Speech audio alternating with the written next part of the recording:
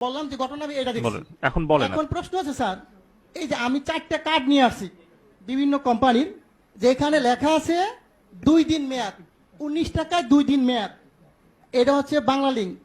এখন আছে 19 টাকায় আপনার 24 ঘন্টা মেয়াদ রবি। আর এয়ারটেল আছে 19 টাকায় 31 দিন 3 দিন মেয়াদ, আর গ্রামীণে 2 দিন মেয়াদ।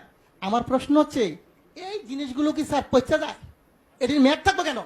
আমার প্রশ্ন হচ্ছে মানুষের টাকা আপনি মনে করেন আমরা যদি 20 কোটি লোক হই, যদি 20 টাকা করে ভরি, আর একদিন সবাই কথা বললাম না, কত হাজার কোটি টাকা এই কোম্পানি নিয়ে যাচ্ছে, সিস্টেমের মাধ্যমে নিয়ে যাচ্ছে। এর আগে আমি বলেছিলাম, একটা নিউজে দেখাইছে 17 মিলিয়ন ভিউ হয়েছে।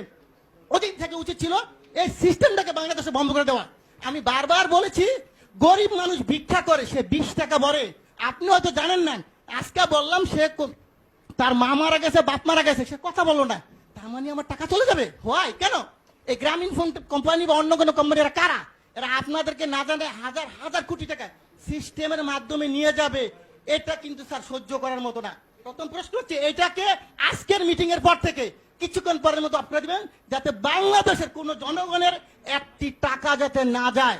এটা আমার দাবি। কত হাজার কোটি টাকা আপনি এই ব্যবসাটা আমাকে দেন, লাইসেন্সটা আমাকে দেন। আমার যে ব্যবসায়ী আছে 15 লক্ষ বাংলাদেশ, আমি কিন্তু লাইসেন্সদারি প্রতিষ্ঠান, আমরা এফবিসিসি এর মেম্বার। এই লাইসেন্সটা আমাকে দেন, আমি বাংলাদেশে ব্যবসা করি। এই টাকা আপনার সরকারি খাতে কত টাকা লাগে আমি দিব, এই কোম্পানিকে পাচার করার জন্য দিব না স্যার। এই জনগণের টাকা পাচার করে তারা নিয়ে যাবে, এটা আমি দিতে রাজি নাই। যদি আমাকে মেরে ফেলেন কোনো আপত্তি নেই। সো এই টাকা পাচার কোনো সিস্টেম নাই স্যার। আরেকটা জিনিস আপনাকে বলবো স্যার, আপনি যেটা আজকে পেয়েছে আমি ভাগ্যবান যে আপনি শুনবেন। আমরা যখন এই ব্যবসা শুরু করি 27 টাকা কমিশন ছিল, 27 টাকা। তার সরকারি কর্মকর্তা যিনি 2000 টাকা বেতন পেয়েছে, তার বেতন এখন 20,000 টাকা।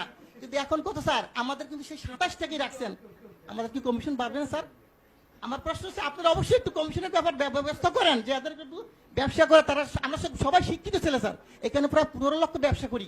আমরা যারা ব্যবসা করি কোটি কোটি টাকা কামিয়ে দিচ্ছি, আমাদেরকে তো দেখবেন স্যার। আরেকটা কথা, টেলিটক আপনি হয়তো জানেন না। এই টেলিটকের ব্যাপারে আমি একবার বলছিলাম, বিটিআরসি 22 আমি হিন্দু, উনি সম্ভবত আমি জানি না, উনি আমাকে বলে এটা দায়িত্ব তো বাবা আমার না রে ভাই, এটা দায়িত্ব হইলো কার? বিটিআরসি না, টেলিযোগাযোগ। আমি ঠিক আছে, আমি যে স্যারকে পাই বলবো স্যার, আমার আপত্তি স্যার যদি মাইন্ড না করেন, আপনি দায়িত্বটা আমাকে দেন। আমার ব্যবসায়ীরা সবাই মিলে আমরা করি। বাংলাদেশে টেলিটককে কেমনি উড়াইতে হবে আপনি আমাকে সাপোর্ট দেন। আমি বলবো কোন দোকানদার আমাদের দোকান থেকে টেলিটকের সিম কেনার পরও রিচার্জ পাবে, তা হবে। টেলিটক উন্নয়ন কেমনে করতে হয় স্যার, আপনি যদি কোন ধরনের সিস্টেম থাকে আপনি বলেন যে বলে এমনি সহযোগিতা করে, আমি করতে বাধ্য আপনাকে। আপনি যেভাবে চান টেলিটক অবশ্যই উন্নয়ন হবে। টেলিটককে গ্যাফরাইকে, আমাদের দেশি প্রতিষ্ঠানকে গ্যাফরাইকে অন্য কোম্পানিকে উড়াই দিব, আর এরা টাকা পাচার করে নিয়ে যাবে স্যার, এটা মেনে নেওয়ার মতো না। অবশ্যই আমি চাবো, আমি অনেক কথা বলতাম স্যার, কিন্তু আজকে বললাম না। এই বিষয়টা আমি চাই যে আপনি টেলিটকের উন্নয়ন করেন, দেশের টাকা দেশে থাকুক। আর এই গ্রামীণ কোম্পানি বা অন্যান্য কোম্পানি মিনিট যে সিস্টেম করে নিয়ে যাচ্ছে, এটা স্যার বন্ধ করে দেন আজকে থেকে স্যার। ঠিক আছে আপনার